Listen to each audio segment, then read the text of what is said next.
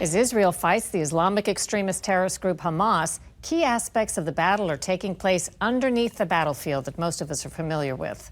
Lisa Fletcher reports on tunnel warfare and whether U.S. troops are prepared to face a like-positioned enemy.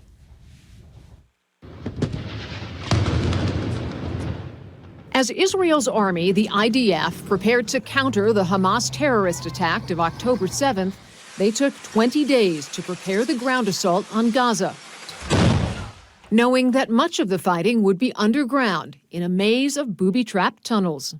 Subterranean warfare essentially allows an enemy to defend and negate a stronger opponent's capabilities. So by going underground, they're able to take away combined arms maneuver and artillery and things like that. Chris DeRuyter is a retired Army lieutenant colonel and former Ranger, one of the Army's elite. He's worked with and trained the Israeli Army in subterranean combat. As I've been watching the stories and you see these seemingly limitless tunnels, it becomes obvious. These tunnels have been around for a really long time. Right. It seems unlikely that IDF wouldn't have known at some point they would end up there, right? Over a decade ago, the IDF recognized that these subterranean facilities existed, and in someday they may be in a situation where they have to actually do something. So they actually started investing quite a bit into technology, training and education, which is allowing them to actually conduct operations effectively today. This is a covert tunnel. The Israeli military has shown video inside some of the tunnels it found, but just how extensive they are remains a mystery. Attackers can use tunnels to slip into enemy territory or undermine fortifications, as Hamas did. For defenders, tunnels allow for easier ambushes and counterattacks.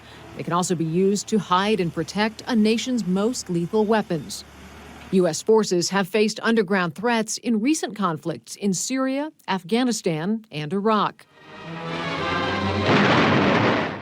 Back in World War II, the Japanese made extensive use of tunnels on Pacific islands, most notably on Iwo Jima. In the Korean War, there was the Battle of the Twin Tunnels. And in Vietnam, American troops faced extensive tunnels booby-trapped by the communist guerrilla enemy, the Viet Cong.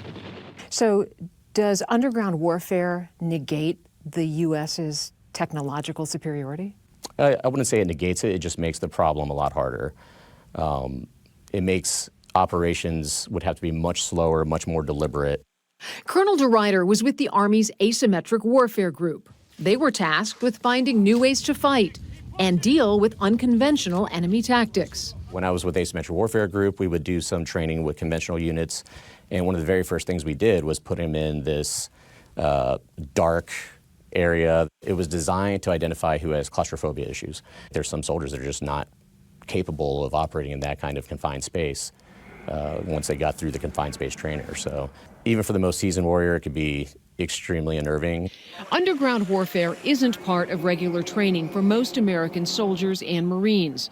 There are more than 28,000 U.S. troops guarding the demilitarized zone between North and South Korea, many of whom do not have subterranean training.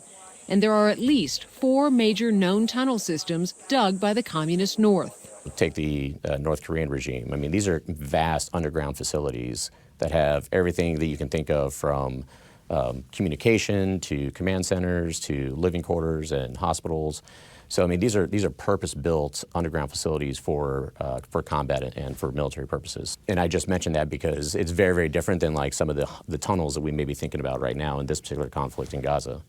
I'm glad you mentioned that, because I think the image that Americans have are these very rudimentary tunnels that are literally just tunnels dug through the ground. When you're talking about entire cities laid out underground. Right, that are designed to withstand missile attacks and artillery attacks and, you know, ballistic missile strikes. So, you know, they're very purpose-built for survivability. North Korea is just one of America's enemies who have gone underground with large-scale tunnel systems. China has constructed subterranean missile sites and command centers. Iran's underground nuclear facilities are well documented, but the country has also exported its tunnel warfare expertise to terrorist groups like Hamas and Hezbollah. And Russia is using booby-trapped tunnels and trenches all along its front line with Ukraine. Now in the private sector, with an American research and consulting organization called the National Center for Urban Operations, DeRuyter believes the U.S. military should devote much more attention to subterranean warfare. It's hard to train units up rapidly because it takes time and resources to actually make them prepared to be able to go to this environment. And maybe there might be something to learn from the enemy by taking some of our defenses underground. Our enemies have been using underground facilities for decades in order to help increase their survivability. It would make sense to start teaching our allies and partners how they can use underground warfare to their advantage from a defensive perspective. In preparing to fight the battles of the future, it's clear America will need to learn from Israel's recent experience. For Full Measure, I'm Lisa Fletcher in Washington.